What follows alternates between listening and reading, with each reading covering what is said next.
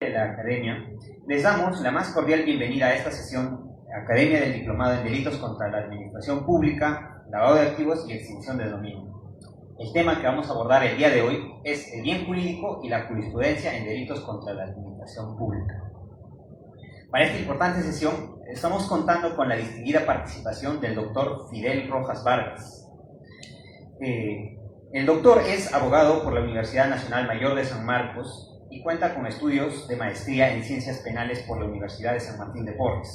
A lo largo de su destacada trayectoria profesional se ha desempeñado en importantes funciones en el ámbito jurídico nacional, siendo miembro de la Comisión de Alto Nivel encargada de la redacción del Código Procesal Penal, miembro de la Comisión Revisora del Código Penal del Congreso de la República, integrante de la Comisión Consultiva del Ministerio de Justicia, asesor penal de la Fiscalía de la Nación, miembro de la Comisión contra el Crimen Organizado del Ministerio Público, asesor de la Subcomisión del Congreso encargada de la evaluación de la implementación del nuevo Código Procesal Penal, consultor de la Comisión Transitoria del Poder Judicial y asesor principal de la Comisión de Justicia del Congreso de la República.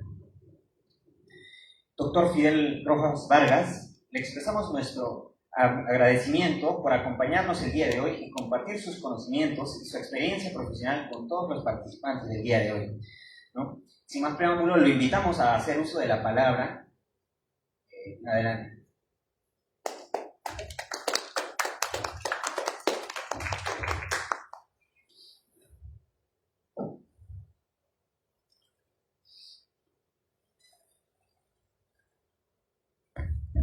Bueno.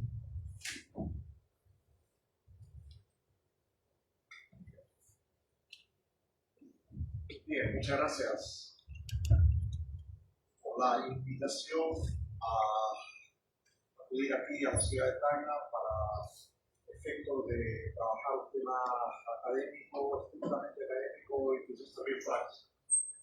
Gracias al Colegio de Abogados, al doctor Clinton por el interés puesto y a ustedes por su presencia. En derecho penal, la práctica del derecho penal, la doctrina y la jurisprudencia están cambiando bastante. Actualmente vivimos una época de lo que se denomina la normativización del derecho penal.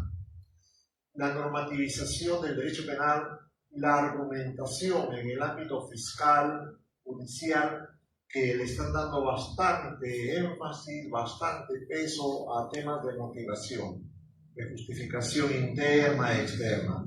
Y de parte de la defensa también vivimos una época de lo que se denomina la defensa y también en este caso la fiscalía, las técnicas de litigación oral. Es decir, en este último punto, ver la forma como trampeamos o cómo no trampeamos, ver la forma de cómo le reducimos al máximo al abogado los medios probatorios e igual impugnamos la tesis del fiscal. Todo esto dibuja un escenario bastante particular que no se producía en América Latina ni obviamente en el Perú hace unos 20 años atrás. La normativización del derecho penal, el énfasis en la motivación de las resoluciones de parte de los jueces y el escenario de las famosas técnicas de litigación oral en la relación abogados-fiscales, ¿no? Esa relación de abogados fiscales es la relación nuclear del proceso penal. Son los dos los que se ven enfrentados en una lucha de posiciones, ¿no? La posición de la fiscalía, la posición de la defensa, para tratar de convencer a los jueces acerca de las verdades que cada una de estas partes ponen en práctica ante la capacidad cognitiva, valorativa y decisoria del juez. Ese es el escenario que nos toca vivir. Y en materia de técnica de litigación, ustedes habrán visto que estas técnicas de litigación, más que interesarse por la verdad, se interesan por temas de fórmula, ¿no? Tipo de preguntas, observaciones, exigencias en materia de argumentación para convencer al juez, el juez que te corrige, el juez que te limita. Más que buscar la verdad, en el fondo lo que interesa ahora es cómo obtenemos esa verdad, ¿no? bajo ciertas técnicas y bajo ciertos procedimientos. Está cambiando los escenarios del proceso penal y los escenarios del planteo de las verdades o de las tesis de los sujetos principales en el mundo acusatorio adversarial. No es cierto, como haya dicho algún magistrado supremo, que no interesa la teoría del caso de la defensa ni del fiscal, pero por supuesto que interesa, ¿no? Fiscal y defensa están contrapuestos en una lucha terrible. En realidad es una lucha, es una guerra la que se libra entre la fiscalía y las defensas. Pues probablemente en algunos casos no habrá guerra, habrá consensos, habrá puntos de vista que llegan a acuerdos. Puede que la defensa acepte determinadas posiciones del fiscal, por ejemplo, acepte algunos cargos, no otros, algún delito, no otros, acepte pagar reparación civil, se considere culpable. En ese caso no va a haber una guerra entre fiscalía y defensa. Y es que el proceso penal, doctores, la justicia penal es lo más fuerte que puede haber en el mundo del derecho. Después de las guerras militares con muertes y destrucciones, desde mi punto de vista, lo más fuerte es el proceso penal. No tanto las enfermedades, porque las enfermedades ya se sabe que se curan o no se curan. Y las enfermedades te traen un entorno de comprensión, un entorno de ponerse en la posición del enfermo y tratar de aliviar su situación. Pero en el proceso penal, una vez que se inicia una investigación, se produce la acusación, se dan las prisiones previamente y se producen las decisiones, ahí no hay nada que te permita a ti ser visto con contemplación o ser visto positivamente por la sociedad. La investigación y el proceso penal te convierte en un sujeto disminuido e incluso te puede convertir en un ciudadano de tercera categoría. Quien entra a prisión, obviamente su vida ya se malogró, y más quien es condenado injustamente, pues las consecuencias son terribles. El proceso penal es lo peor que le puede pasar a una persona inocente, si es que es inocente, y también a una persona culpable, porque el proceso penal trae una serie de incertidumbres, trae una serie de males que tienen que ver con el mismo sujeto, con su familia, con su economía, con su reputación social. De modo tal que siempre es bueno, de parte de la Fiscalía y del juzgado, entender, internalizar, comprender que están manejando un instrumento poderosísimo que puede destruir a las personas, más aún si son inocentes. A los culpables, bueno, se podría decir desde hace tiempo que ellos van a recibir el castigo por el delito que cometieron. En la famosa tesis de Immanuel Kant, que la pena es la respuesta frente al delito cometido y al daño hecho ante la sociedad. Pero ese es el escenario. El proceso penal, con todo lo que trae aparejado, para mí, desde mi punto de vista, es lo peor que le puede pasar a un ciudadano, máxime si este ciudadano es inocente, porque hasta que se descubra su inocencia, va a sufrir, va a ser golpeado, va a ser tratado mal por los fiscales y los jueces, su prestigio social va a caer al suelo, sus hijos van a sufrir, su perfil profesional probablemente se trunque y las reacciones que van a haber contra él van a ser terribles. Por eso hay que estudiar para defender bien, con dogmática, con doctrina, con jurisprudencia, tratando de convencer a los jueces de la verdad de las tesis de la defensa, para tratar de disminuir la fuerza que ponga la Fiscalía en sus planteamientos. La Fiscalía puede tener mucho de razón, pues es evidente, los delitos se cometen y estos necesitan ser castigados, pero los fiscales también se mueven por idea de ganar la causa como de lugar, ¿no? Y esto le quita objetividad al trabajo del fiscal. Los jueces, actualmente los jueces peruanos y también en otras partes del mundo, no obviamente en Alemania o en Austria, donde hay un poco más de seriedad en el trabajo de los jueces se mueven actualmente por una teoría que yo lo llamo la teoría de las decisiones abductivas. Les explico un momentito esto. Cuando se produce el debate entre fiscal y juez, cuando el fiscal introduce imputaciones contra el procesado de haber cometido hurto, de haber cometido homicidio, de haber cometido peculado, la Fiscalía acumula medios de prueba. Acumula primero elementos de convicción que se convierten en medios de prueba cuando pasa al juicio oral. Esa es la tesis de la Fiscalía. La Fiscalía quiere ver a esta persona encarcelada o, si no pide una pena de cárcel, quiere verlo condenada. Frente a esa tesis de la Fiscalía que imputa delitos, que acumula pruebas y que los hace valer en el juicio oral, está la tesis de la defensa, que pueden ser tesis diversas. Una tesis de total contradicción a la Fiscalía, una tesis, por lo tanto, de oposición al delito, de oposición a los medios de prueba, de oposición a las peticiones de la Fiscalía, o puede ser una tesis de aceptar algunas cosas que plantea la Fiscalía. Aceptar y convenir con ella, póngase en temas de delito, de quantum de pena o de reparación civil. En realidad, las posiciones de la defensa pueden ser varias.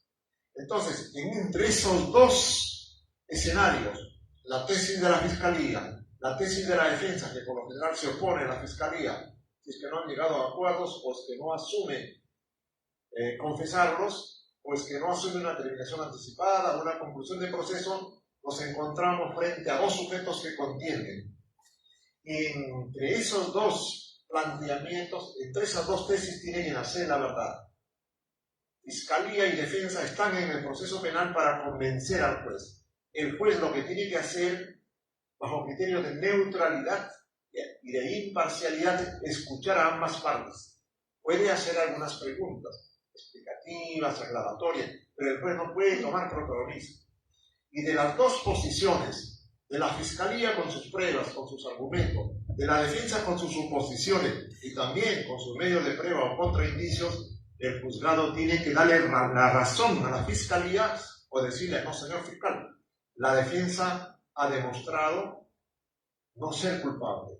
La defensa ha demostrado que los hechos no son típicos y por lo tanto la presunción de inocencia se mantiene.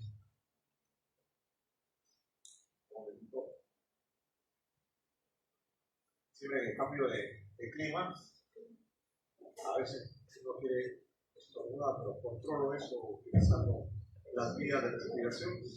Tengo algunas técnicas para que no se produzca eso. Entonces, frente a esas dos posiciones, el juzgado tiene que dar su decisión. Pero ¿qué es lo que sucede actualmente, doctores? Actualmente en el Perú sucede que los jueces, no todos, no en todos los casos, llegan a la siguiente conclusión. Dicen: bien, autos y vistos, he escuchado los argumentos de la Fiscalía y también de la defensa. Los jueces dicen lo siguiente: la Fiscalía no me ha convencido. Sus medios de prueba y sus argumentos no son suficientes. Sin embargo, la defensa tampoco ha rebatido los argumentos de la Fiscalía. El abogado que escucha dice: uy, van a absolver a mi patrocinado. Pero ¿qué dice el juzgado? Sin embargo, este juzgado, haciendo una lectura sobre los hechos, gracias. Este juzgado, haciendo uso de las prerrogativas que le permite la Constitución y el Código Procesal, considera lo siguiente, tiene la siguiente tesis. Es decir, el juez no saca la verdad del conflicto que se ha producido entre defensa y fiscalía, sino que los jueces llegan a la conclusión por decisión propia. La verdad no surge de la contradicción, la verdad no surge de lo que la fiscalía demuestra o de lo que la defensa contraataca y demuestra ante el juez. La verdad surge de las convicciones del juez. Eso se llama, en lógica, decisiones abductivas. Es decir, planteada una tesis, la de la Fiscalía, que quiere demostrar tipicidad y culpabilidad, y por lo tanto que se declare la condena del procesado. Está la otra tesis de la defensa, que se defiende y que dice: no señor, no soy culpable, que se me declare inocente. El juez tiene que darle la razón a uno de los dos. Es decir, la fiscalía ha demostrado el delito. O decir, la defensa en sus argumentos ha mostrado que no hay tipicidad o que no es culpable, la prueba no es suficiente. Es decir, con base a las inferencias y a las deducciones se tiene que llegar a la conclusión del juez. Pero el juez, ¿qué dice? No, yo tengo mi propia teoría y mi teoría es esta. Evaluando los hechos, recalifico los hechos, para mí no es autor, es cómplice o es cómplice o a la inversa, es cómplice no autor. Yo considero que los hechos pueden entenderse no como colusión, sino como no como colusión, sino como negociación incompatible o a la inversa. Es decir, el juez que no interviene en el proceso, que no debate con la fiscalía, en su sentencia el juez aplica sus propias ideas al caso y termina condenando y sentenciando sin haber tenido la defensa oportunidad de contradecirle al juez. Y no puede tener esa oportunidad, porque para eso no está el proceso penal. El proceso penal no es para que el juez entre en conflicto con la defensa, sino para que le dé la razón a alguno de los dos. Lo que pasa es que el juez no le da la razón a nadie con los argumentos puestos en juicio, sino le da la razón a alguno de ellos con sus propios argumentos. Eso se llama razonamiento abductivo. Está prohibido en derecho penal. Eso puede aplicarse en el derecho civil. El juez le puede decir a las partes, bueno, hijos, miren, sus razones no son tan válidas, los medios de prueba, pero yo tengo una propuesta, ¿no? Les propongo qué tal si miramos las cosas de esta manera. Y se decide abductivamente. El razonamiento abductivo es, entre dos posiciones, yo asumo una tercera, que no fue la que se debatió. Ese es el drama de los jueces en el Perú, que terminan o absolviendo o condenado con base a argumentos que no son los que están considerados en la lógica del procedimiento acusatorio. Eso es la abducción. Vamos al cine. No, vamos a la playa. ¿Qué dice el razonamiento abductivo? No vamos ni al cine ni a la playa, vamos de viaje. Ese es el razonamiento abductivo. Y esto contradice la lógica, contradice a los principios lógicos. Los principios lógicos que se aplican en el proceso penal son el principio de identidad, señor. Un testimonio es un testimonio, no es una confesión. La confesión no puede considerarse un testimonio. El principio de identidad. Usted es juez, señor, no es fiscal. Usted no puede interrogar al abogado. Señor, usted es un abogado. Es un abogado de su defendido. Usted no puede entrar en contubernio con otra parte. Principio de identidad. A es A, B es B es B. El principio de no contradicción. El principio de coherencia. Que cuando se planteen argumentos hay que ser coherente. No hay que incurrir en contradicciones. Esto es válido para el fiscal, para el juez y para la defensa. Y el principio de tercio excluido. ¿Qué se colisiona? ¿Qué se afecta con el razonamiento abductivo? De que entre dos teorías que yo debo asumir, por unas diciendo acepto una y no la otra, el juez termina ingresando una tercera teoría. Ese es el tercio excluido, prohibido en los principios lógicos. Entre dos proposiciones no se puede optar por una tercera, porque esa tercera opción no ha sido sometida al debate. Y ese es el drama que le digo de los jueces peruanos. A esos jueces se los llaman jueces decisionistas, jueces intervencionistas, jueces justicieros, que son jueces subjetivos. El Perú está lleno de estos jueces decisionistas o justicieros. Hay jueces, obviamente, que siguen su rol, de darle la razón a quien la tiene, y no de buscar razones en sus propios criterios. Ese es el escenario que vivimos. Un escenario entonces de normativización del derecho penal. Todo se normativiza, ¿no? Señor, que no, demuéstreme la colusión, demuéstreme dónde me he coludido, cómo, con quién, en qué circunstancias. No, señor, no interesa demostrar la colusión, no interesa demostrar el concierto ilegal. Basta con ciertos indicios y a partir de esos indicios yo infiero la colusión. Eso se llama la normativización del derecho penal. Es decir, la normativización, como su nombre lo dice, todo se normativiza, todo se valora a nivel de norma. Ya no interesa la conducta típica, ya no interesan los actos. Probablemente más adelante digan, no me interesa el cadáver. Yo puedo inferir de indicios que la persona ha muerto, porque no llega, no está, no se le encuentra. Por lo tanto, usted es el culpable de homicidio. Se normativiza el concepto muerte. Se normativiza el concepto concertación ilegal, el concepto apropiarse. Ya no se puede entender si el cohecho es mediante solicitud o mediante recepción, porque los jueces dicen, si usted recibió es porque debe haber solicitado. Esa es la normativización del derecho penal. Se le priva al derecho penal del fáctico, de los elementos fácticos, de los elementos de realidad. El principio de causalidad ya no es tomado en cuenta. La noción de bien jurídico, que es lo que vamos a estudiar, igualmente pasa a un tercer plano. Ya no interesa el bien jurídico. Lo que interesa es la vigencia de la norma, garantizar que la norma no haya sido afectada, como dice Jacobs. Entonces, ese es el fenómeno de la normativización del derecho penal que acompaña a los otros fenómenos que acabo de mencionar.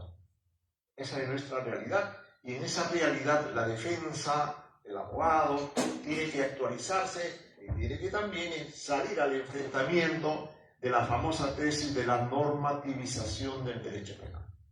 Ustedes han escuchado a los que siguen a los profesores Gunther Jacobs, Leigh College y otros autores normativistas decir que el derecho penal no protege bienes jurídicos, que el derecho penal no se dirige a los seres humanos, sino a personas, que el derecho penal lo que privilegia es el respeto a la vigencia de la norma. Ese es el discurso que está de moda actualmente, que en realidad no interesa demostrar el principio de causalidad, que usted mató a otra persona, que usted se apropió, que usted prevaricó, sino lo que interesa es demostrar que el incremento del riesgo afectó la vigencia de la norma, que a través de la superación del incremento del riesgo se consuman los delitos. Eso es también parte de lo que se llama la normativización del derecho penal, que tiene que ver con un cambio de escenarios en el mundo económico y político a nivel mundial. Ustedes ven, por ejemplo, el presidente de los Estados Unidos. Él ha puesto en vigencia nuevamente lo que antes se llamaba el absolutismo jurídico penal. Una anécdota. En el siglo XVI o XVII, 1650, puedo equivocarme en las fechas, en los años, Jacobo I iba de Edimburgo, Escocia, norte de Inglaterra, a Londres, a asumir el cargo de rey, porque su esposa, su madre había fallecido, y él iba a asumir el cargo de rey. Estaba cabalgando de Edimburgo a Londres, pues ahora en avión se lo hace en 3/4 de hora. A caballo, en esas épocas se pudo haber hecho, pues, 700 kilómetros a caballo, caballito a 10 kilómetros, unas 20 horas, 10 kilómetros, ¿a qué velocidad va el caballo? Vamos a ver, si va a 20 por hora, en 10 horas, en 30 horas llegaba a Edimburgo, de Edimburgo a Londres. Y en el trayecto, uno de sus soldados le trae a una persona, a un sujeto que le dice, emperador, rey, le traigo acá una persona que ha cometido una sustracción, un hurto. Jacobo lo mira al sujeto y le dice, ejecútenlo. Jacobo I. Eso está en un libro que se llama La Era de los Reyes, de Charles Blitzer. Lo pueden encontrar en internet, ahí narra esa experiencia. Eso se llama el absolutismo jurídico penal. Yo decido sin tomar en cuenta nada de prueba ni de debido proceso. Y eso es lo que se está haciendo ahora. Por ejemplo, cuando el presidente de los Estados Unidos dice, eso es una barcaza que lleva a sujetos que están llevando drogas a los Estados Unidos. Dispárenlo y mátenlo. Sin nada de acreditación. Ese es el absolutismo jurídico, que es el extremo de la normativización del derecho penal. Por lo menos en el tema de normativización del derecho penal se dice, lo que se trata es de que se respete la norma al máximo. En el absolutismo jurídico penal se dice, no me importa el proceso ni nada, yo declaro que eres culpable. Eso tiene que ver con lo que también se hablaba en los Estados Unidos frente a los árabes y frente a toda persona que tenía rostro no ario, con la idea de que tú eres culpable sin necesidad de que te inicie un proceso penal. Eso se llama el derecho penal de la prevención. Bastaba que uno tuviera el rostro musulmán o árabe que tenían y se consideraba sospechoso de algún delito. Y esto, las películas dan cuenta de esa forma tan extrema de entender el derecho penal. Pero ahorita lo que nos interesa para ponencia es el tema de entender la normativización del derecho penal, según el cual ya no interesan los fácticos, ya no interesa la conducta típica, ya no interesa la relación de causalidad, lo único que interesa es que el ciudadano respete la vigencia de la norma y los comportamientos delictivos se van a demostrar por el incremento del riesgo, por la superación del riesgo. Ya no interesa el dolo, ya no es necesario demostrar que usted se comportó dolosamente. Todos esos fenómenos se conocen como el fenómeno de la normativización del derecho penal, que tiene su correlato a nivel económico y social con el auge de un capitalismo salvaje, con el auge de un absolutismo que se está produciendo en los ejes de los grandes centros de poder. Estados Unidos, China, Unión Soviética, ellos hacen lo que quieren. Y la persona que sufre, pues si tiene capacidad de respuesta, responde. Si no, ellos deciden todo. Esto tiene que ver también con lo que se denomina la neofeudalización del mundo moderno.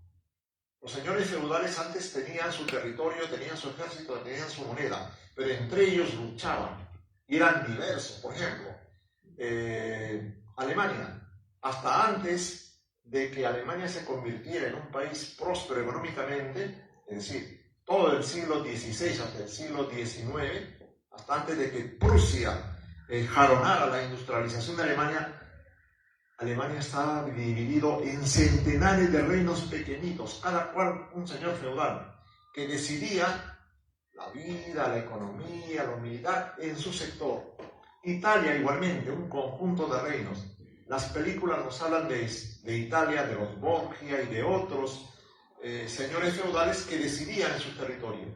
Ahora se dice que en el mundo actual se ha producido una reformulación de los dominios y se está hablando de una neofeudalización mundial en la que Estados Unidos, en la que China, en la que Rusia son los nuevos amos de un neofeudalismo mundial. Entre ellos se reparten la economía, se reparten las finanzas, etc.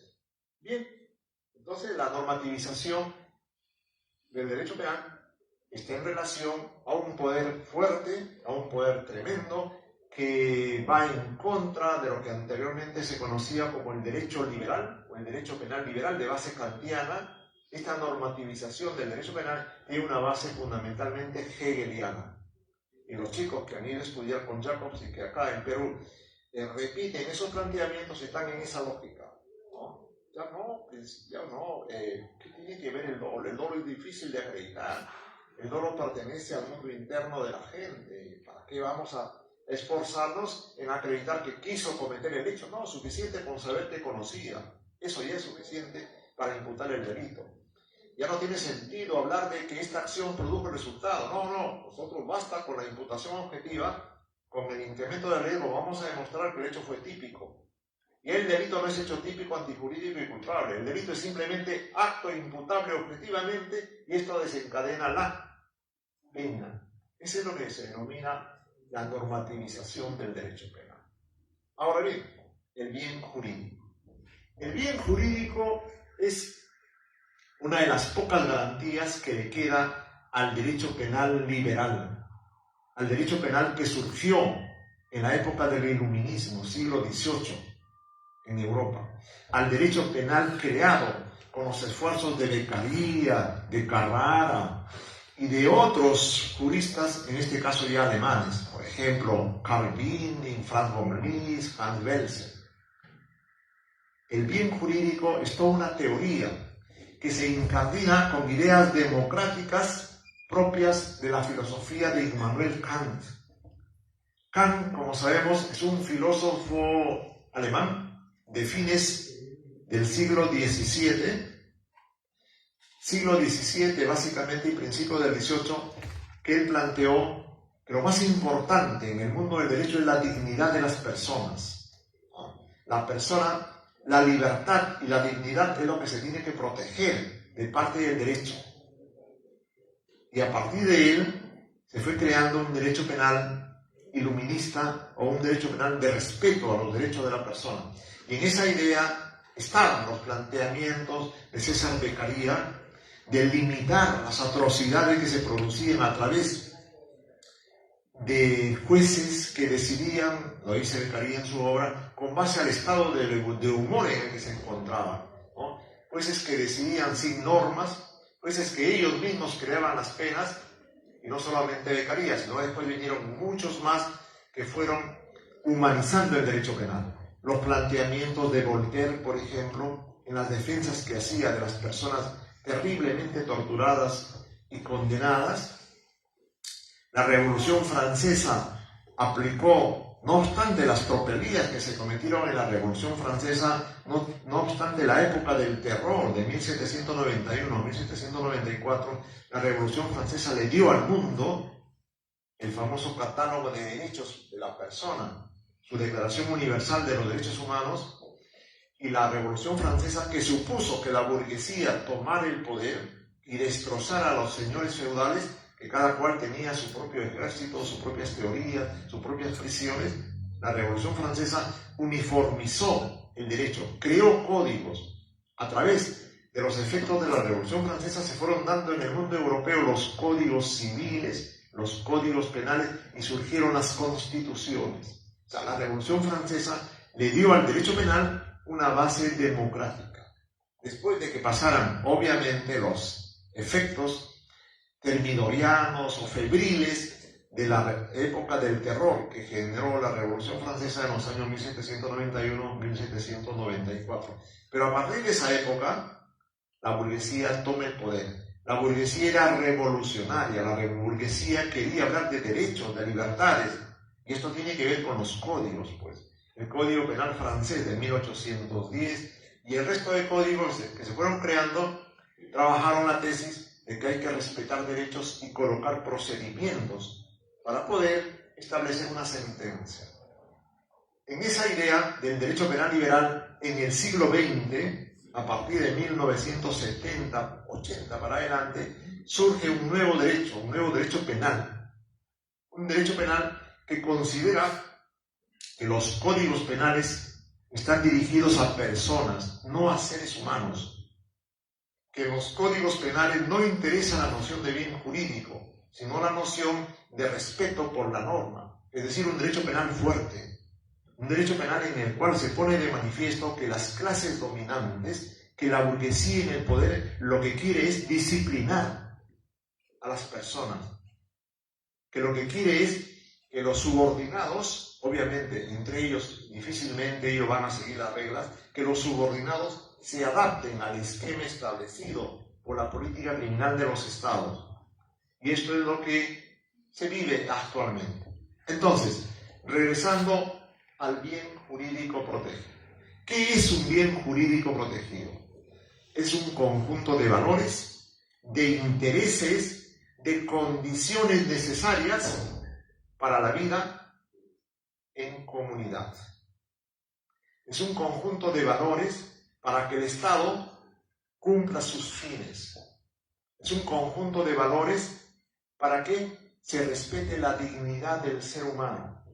Entonces, el concepto de bien jurídico es un concepto de presupuestos básicos para asegurar la vida de las personas, los derechos de las personas, mediante la protección del derecho penal. Bien jurídico y derecho penal están íntimamente vinculados. La noción de bien jurídico tiene un origen kantiano. Se relaciona con los planteamientos de Immanuel Kant de proteger la libertad, proteger los derechos y de establecer sanciones que se ajusten al delito cometido. Entonces, el concepto de bien jurídico lo podemos redondear así: intereses, valores, condiciones, presupuestos valiosos y relevantes reconocidos por el derecho y la Constitución para el individuo, para el colectivo social, para la sociedad, para el Estado y también para asegurar la dignidad humana a nivel mundial. Ustedes ya pueden ver que a través de ese concepto de bien jurídico se puede hablar de bienes jurídicos personalísimos. El honor, por ejemplo, es un bien jurídico personalísimo. La libertad sexual es un bien jurídico personalísimo. Bienes jurídicos individuales como la vida, el patrimonio, bienes jurídicos individuales. Bienes jurídicos colectivos como por ejemplo el ambiente, la seguridad, bienes jurídicos colectivos. Bienes jurídicos institucionales como por ejemplo la administración de justicia, la administración pública. Y bienes jurídicos universales para perseguir, por ejemplo, crímenes de lesa humanidad, genocidios, esclavitud sexual, trata de personas, terrorismo. Miren la importancia del bien jurídico, que permite establecer una serie de bienes jurídicos en función a la naturaleza de los delitos. Bien, ¿y el bien jurídico cuándo surgió? Veamos un poco de historia. El primero que empieza a hablar, no en propiedad de bien jurídico, pero sí acercándose a la idea, es el profesor Paul Anselmo von Ritter Feuerbach. Él, en el año 1801, escribió un tratado de derecho penal. Paul Anselmo von Ritter Feuerbach es el padre del derecho penal alemán. Con él se inicia la ciencia del derecho penal, inicio del siglo XIX. Él fue el autor de un código penal para el sur de Alemania, para lo que se conocía como el Reino de Baviera, cuya capital es Múnich, al sur de Alemania. ¿Qué es lo que dijo este señor? Dijo que el derecho penal protege los derechos subjetivos del hombre, que el derecho penal y los delitos están colocados en las normas para proteger los derechos subjetivos de una persona. En esos tiempos no se hablaba todavía de un derecho penal de defensa del Estado, ¿no? Porque estamos bajo los efectos del iluminismo, que reaccionó contra los abusos del juez, contra los abusos de los señores feudales, y enfatizó la idea que había que proteger la libertad, que había que proteger los derechos de las personas. Entonces él empieza a hablar por primera vez que en el derecho penal lo que interesa es proteger derechos personales. Derecho personal a la vida, a la libertad, al patrimonio, derechos. Pero fue otro jurista alemán, el profesor Bierbaum, Johann Michael Franz von Bierbaum, penalista alemán, que en 1834 dijo en forma genial: el derecho no solo protege derechos, protege bienes. El derecho se protege como consecuencia de la protección del bien. Y los bienes son aquellos valores que le dan sentido a la persona, al individuo. Por ejemplo, la vida es un bien. El honor es un bien. No es solo un derecho, es un bien, es algo preciado que todos los seres humanos lo tienen. Bierbaum, en varios artículos, que han sido publicados, que han sido traducidos en Chile por el profesor Dálmora, pone de manifiesto que los delitos pueden definirse, dice él, como daños objetivos a los intereses de la persona o de la sociedad, en los cuales es importante poder destacar, abstraer el bien que ha sido lesionado por el delito. Birnbaum, en 1834, es el primero que empieza a hablar de que el derecho penal protege bienes, pero no emplea la palabra todavía jurídicos, porque el bien era en sentido mucho más amplio. Quien va a hablar de bienes jurídicos es otro penalista alemán, genial, al cual yo admiro enormemente, que es el profesor Karl Binding. Karl Binding, un genio del derecho penal, él escribió en un libro en 6 tomos que se llama La teoría de las normas. Él, en ese libro, empieza a hablar de cosas extraordinarias. Él propone, por ejemplo, entre otras cosas, de que en el derecho penal, en las normas, existen lo que se llaman leyes penales en blanco. Él es el primero que plantea esa tesis de que la conducta no siempre está descrita en la norma, sino que hay que acudir a normas extrapenales, la ley penal en blanco. Él dice que el derecho protege bienes jurídicos, porque esos bienes a los que hablaba Birnbaum tienen que estar considerados en el ordenamiento jurídico. La vida tiene que estar regulada en un ordenamiento jurídico. El patrimonio, la administración estatal, tienen que tener regulación en las normas. Y él dice, lo que protege el derecho penal, lo que asegura el derecho penal, son bienes jurídicos reconocidos por el derecho. Y con él, en el año 1874, se inicia la noción ya de bien jurídico protegido. El profesor Binding dice, el bien jurídico es el principal objeto del delito. Y con él se da vida, se le da sentido a la teoría del delito. Por fin encontramos algo material del cual asirnos, porque el fiscal o los jueces pueden abrir investigaciones por cualquier delito que se trate, por un delito de aborto, por un delito de contabilidad paralela, por un delito de fraude al Estado, pero previamente, dice el profesor Binding, tiene que definirse qué es lo que se está protegiendo aquí, cuál es el bien jurídico puesto en juego. Porque no basta decir la persona mató, no basta decir la persona se apropió de bienes, tiene que considerarse cuál es el objeto de protección con el delito de homicidio, con el delito de hurto, con el delito de malversación de fondos. Con Karl Binding, entonces, se inicia el estudio moderno del bien jurídico. El bien jurídico se posesiona como elemento central de la teoría del delito. Después de Binding vienen ya otros filósofos y juristas alemanes. El más importante de ellos, el profesor Franz von Liszt.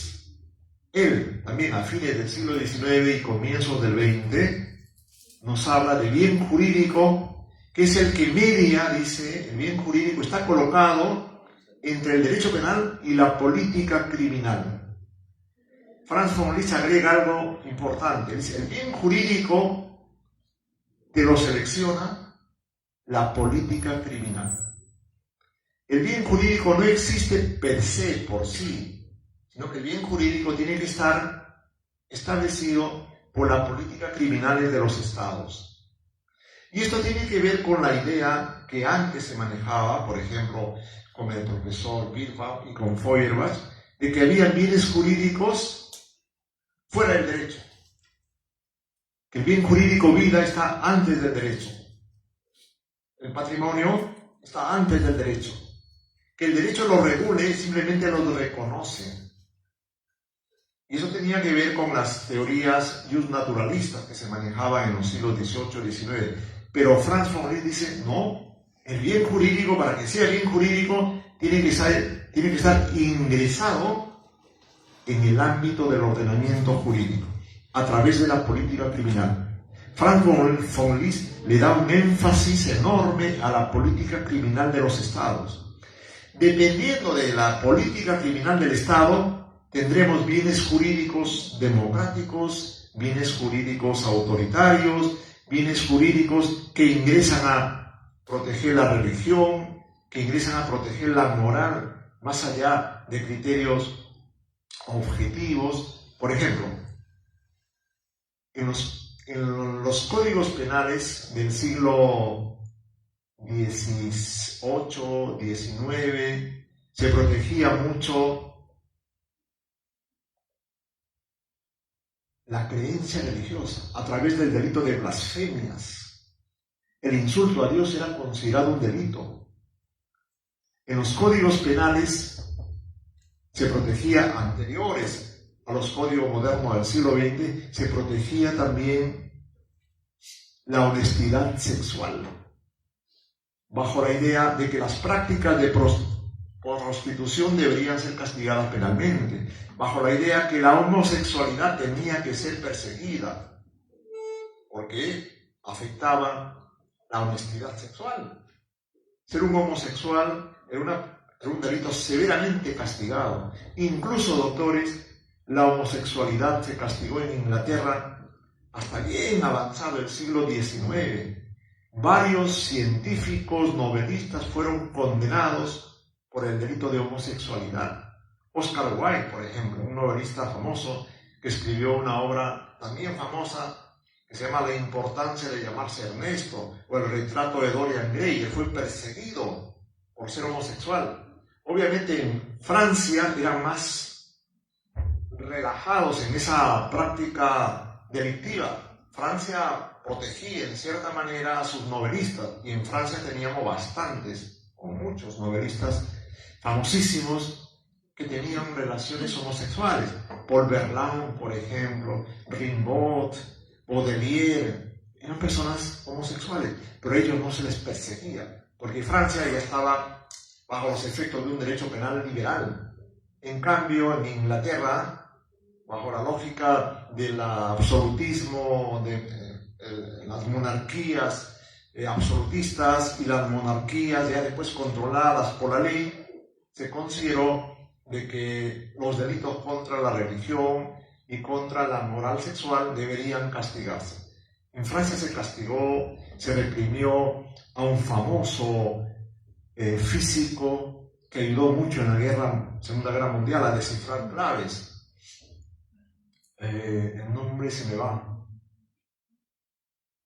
Famosísimo. Y después la reina Isabel tuvo que, en los años 70, 80, tuvo que reivindicar su memoria, ¿no?, por los crímenes cometidos en nombre de la moral.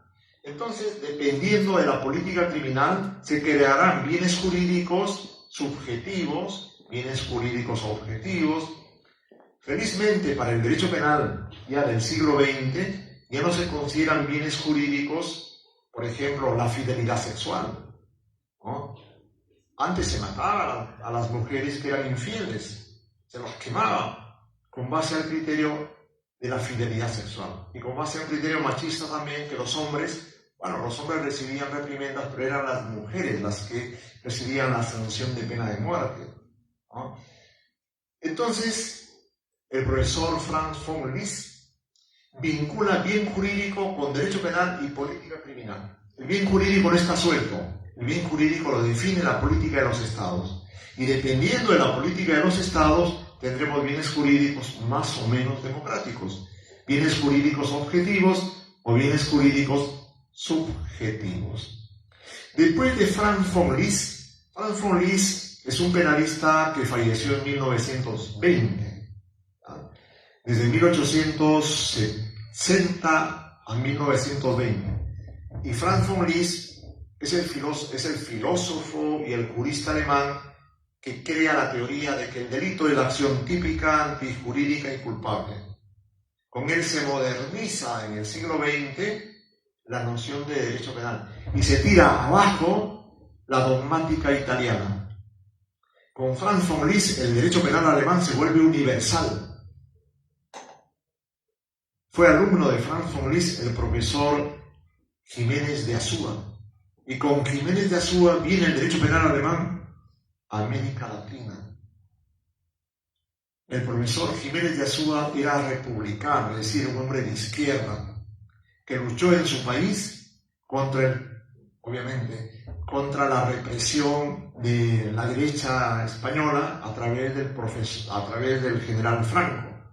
Jiménez de Azúa huyó de España y vino a México, Argentina, se afincó en Argentina, y a través de su sabiduría, de sus conocimientos, él difundió los libros de los autores alemanes. Él dominaba alemán. Él y otros, Bernardo Eco de Quirós y otros penalistas alemanes, contribuyeron a que nosotros conociéramos el derecho penal alemán. Porque en el Perú, en Chile, en Colombia, solamente se hablaba del derecho penal italiano. Se hablaba de Lombroso, se hablaba de los profesores Ferri, de que el delito tiene bases hereditarias, de que el clima, la temperatura influye mucho en la comisión de los delitos. O sea, concepciones que después fueron demostradas que no eran científicas, no eran exactas. Pero con Franz von Liszt, desde los años 1885 hasta 1920, el derecho penal alemán cogió fuerza. Karl Binding, Franz von Liszt y otros autores alemanes. Después de Franz von Liszt viene un autor muy importante para el bien jurídico, que se llama el profesor Hans Welser, el creador de la teoría finalista del delito. ¿Él qué agrega? Él dice, el bien jurídico, sí, el derecho penal protege bienes jurídicos, pero el derecho penal protege también valores éticos fundamentales. Estos valores éticos fundamentales no pueden pasarse de lado. El derecho penal lo que busca es asegurar en una sociedad determinados valores éticos fundamentales, como por ejemplo la verdad, como por ejemplo valores éticos fundamentales, el respeto a la ley, valores éticos fundamentales que se conjugan con el bien jurídico para hacer del derecho penal, dice Franz von Liszt, un derecho penal de libertades, un derecho penal basado también en aspectos morales. No puede haber, recordemos que Franz von Liszt, que Hans Welser es ya de los años, si bien él empieza a escribir en 1930, pero sus obras se conocen después de la Segunda Guerra Mundial.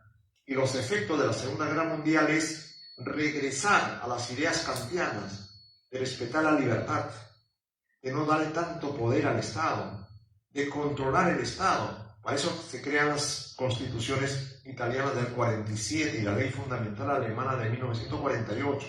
La idea es reivindicar la libertad. Y de acuerdo a lo que dice el profesor Franz von Liszt, dotarle al derecho de ciertas bases éticas. El derecho no puede ser solamente norma, tiene que haber algo de moral en el derecho. La represión, por ejemplo, de los delitos contra la libertad sexual, la represión de los delitos de homicidio, encierran un fondo moral. Planteamiento del profesor Hans Welser. Después de Welser empieza el drama, ¿no? Con Gunther Jacobs. Antes de él hubieron autores que hablaban de que los bienes jurídicos tienen sentido social. Por ejemplo, el profesor Knut Hammerung, el profesor Hasselhoff, hablan de un bien jurídico de contenido social. Después de él viene un autor muy importante que se llama el profesor Franco Bricola. Es un profesor, un jurista y penalista italiano. Él dice, los delitos tienen que constitucionalizarse y el bien jurídico tiene que tener fundamento constitucional. Para Franco Bricola, que escribe una obra famosa, se llama La teoría general del delito, la teoría general del reato, él dice que no puede haber delito si es que no hay un bien jurídico que la Constitución permita combatirlo.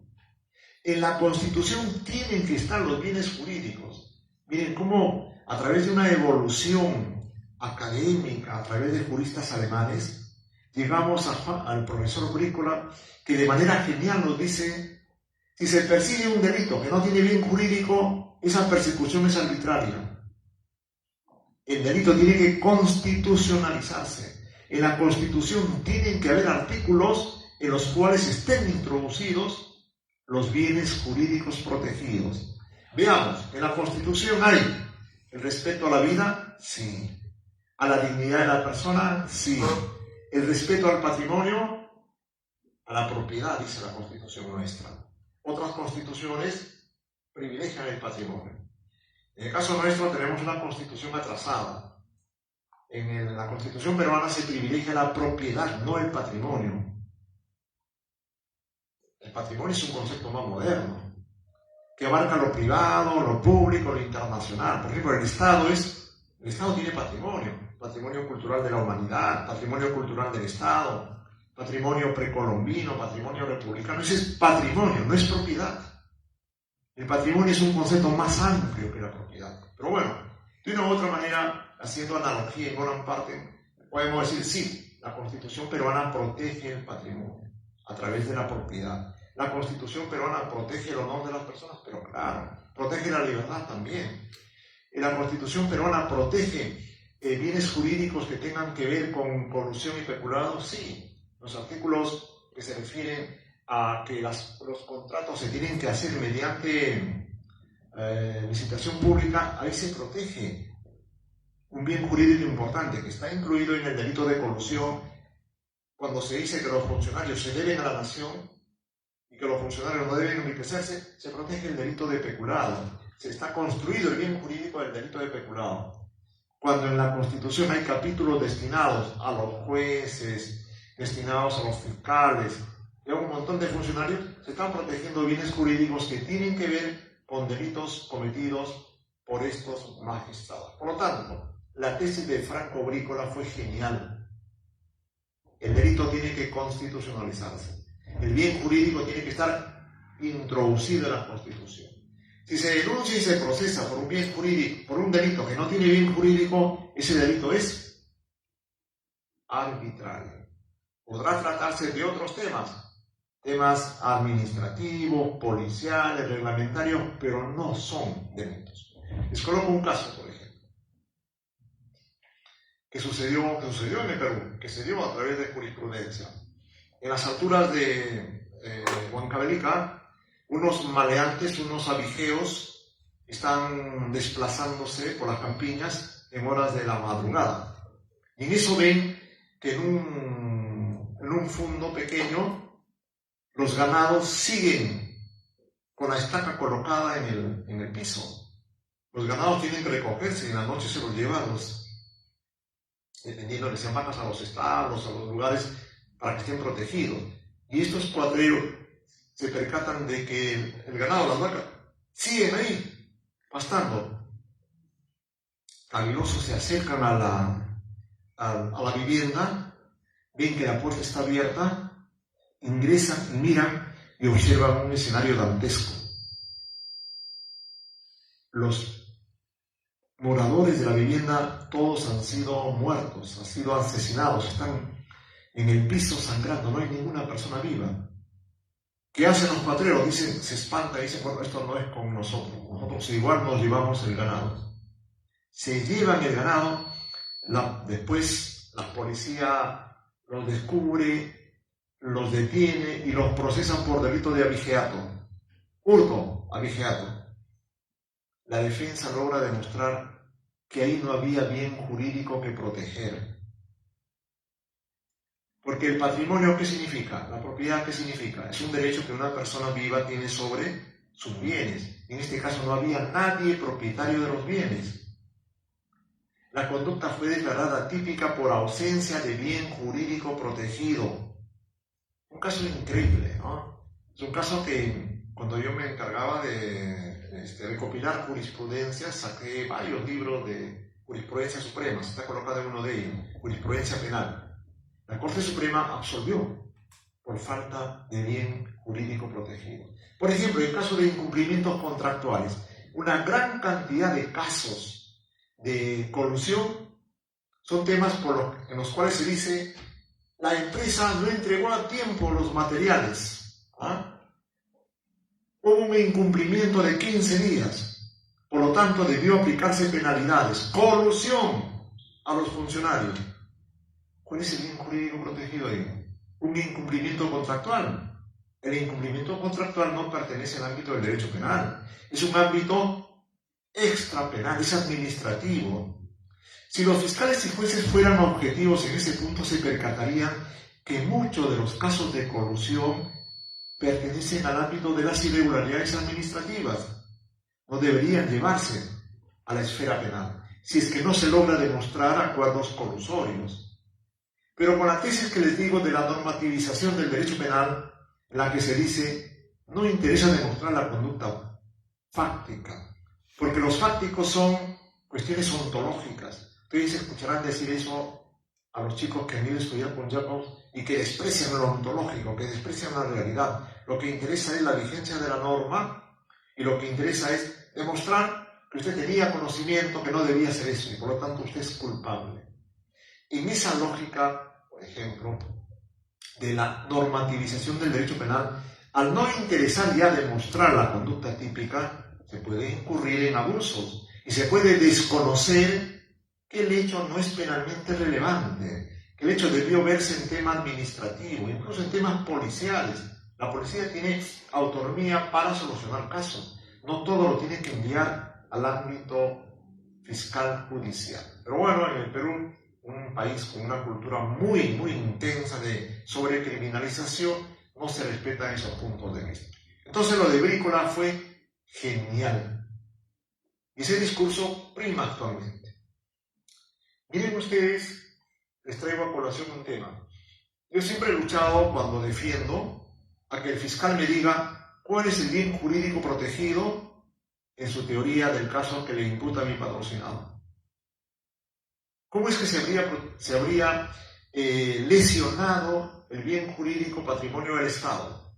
Por ejemplo, con la venta de caballos del Estado que estaban viejos y que más que darle patrimonio al Estado, le quitaban patrimonio, porque había que curarlos, había que establecer una política de asistencia, atenderlos, alimentarlos, y la venta del ganado reprodujo ingresos de capital al Estado, que en términos cuantitativos o contables fue una ganancia para el Estado. Entonces le digo al fiscal, señor fiscal, demuéstreme usted cómo se afectó el bien jurídico patrimonio con la venta de esos ganados viejos y que le causaba más gasto al Estado. ¿Cómo se demostró? El fiscal me dice, ese no es tema objeto de la acusación, eso se verá en el juicio. Lo que pasa es que el señor fiscal desprecia la teoría del bien jurídico. Bienes jurídicos no son objeto porque en el Código Procesal Penal no se señala, en el artículo 349, en los fundamentos de la acusación, que se defina o que se coloque cuál es el bien jurídico. Pero el bien jurídico forma parte sustancial del ámbito de la imputación.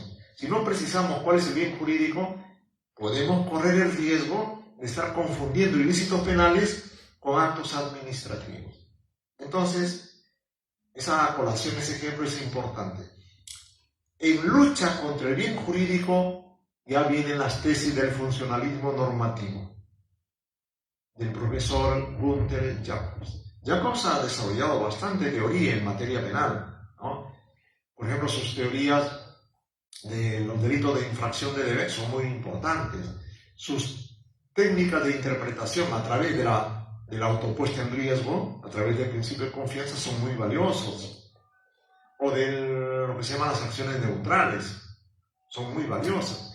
Pero cuando Jacobs dice que el derecho penal no protege bienes jurídicos, sino que lo que protege es la vigencia de la norma, Jacobs está partiendo de un criterio de derecho penal autoritario, porque los bienes jurídicos permiten democratizar la estructura del delito y le exigen al fiscal y al juez que precise cómo se lesionó o se puso en peligro el bien jurídico. Si ya prescindimos del bien jurídico, le quitamos al derecho un mecanismo de interpretación material que le da sentido real a la injerencia punitiva. Y si decimos el derecho penal lo único que protege es la vigencia de la norma, ¿qué tipo de normas?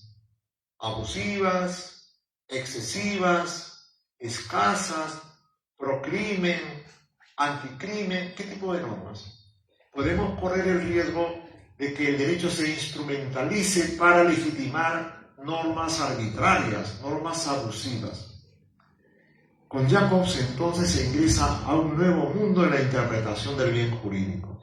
No es necesario hablar de bienes jurídicos, porque en realidad lo único que se protegería como bien jurídico es la vigencia de la norma. Asegurar las expectativas sociales de que la norma no sea atacada. Y si la norma es atacada, para eso está la pena, dice Jacobs.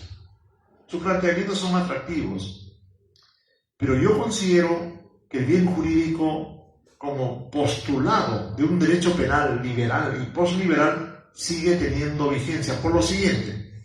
¿Cuáles son las funciones del bien jurídico protegido? ¿Para qué sirve el bien jurídico protegido? Vamos a ver. Ustedes abren su código penal, ustedes ven ahí, capítulo 1, delitos contra la vida. La vida, la integridad física y la salud. Luego encontramos delitos, entre varios, delitos contra la libertad, contra el patrimonio. Todas esas divisiones, ¿qué es lo que han hecho? Han mostrado que el derecho penal está clasificado con base a valores fundamentales. El valor vida, el valor libertad, en diferentes menciones, el valor patrimonio, el valor administración pública, etc. El bien jurídico cumple una función clasificatoria del Código Penal. El bien jurídico sistematiza los delitos. Con base al bien jurídico ya sabemos que este delito afectó la seguridad pública, afectó el orden constitucional. El delito de rebelión, ¿qué bien jurídico afecta? Los poderes del Estado. O sea, el bien jurídico tiene una importancia enorme. Y esa importancia, en primer lugar, es que clasifica los delitos, sistematiza el Código Penal. Una segunda función tiene que ver con que el bien jurídico se constituye en un criterio de interpretación. El juez le puede decir: señor, demuéstreme cómo el delito de tráfico de influencias que usted está imputando al procesado, ¿cómo eso afectó el principio de imparcialidad? ¿Cómo? Porque en el delito de tráfico se pone en tela de juicio la imparcialidad de los jueces. Yo le digo a ciudadanos: no se preocupen, yo tengo capacidad de llegar al juez, ¿no? Yo voy a conversar, pero déjate algo de dinero, voy a interceder por ti. ¿Ah? Lo que habla este señor, ¿cómo afectaría o pondría en riesgo la administración de justicia?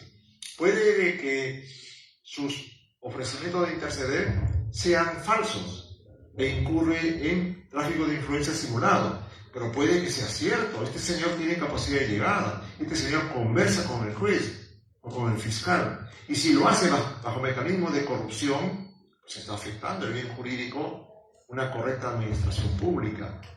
Siempre, entonces, el bien jurídico se constituye en un mecanismo de interpretación del delito.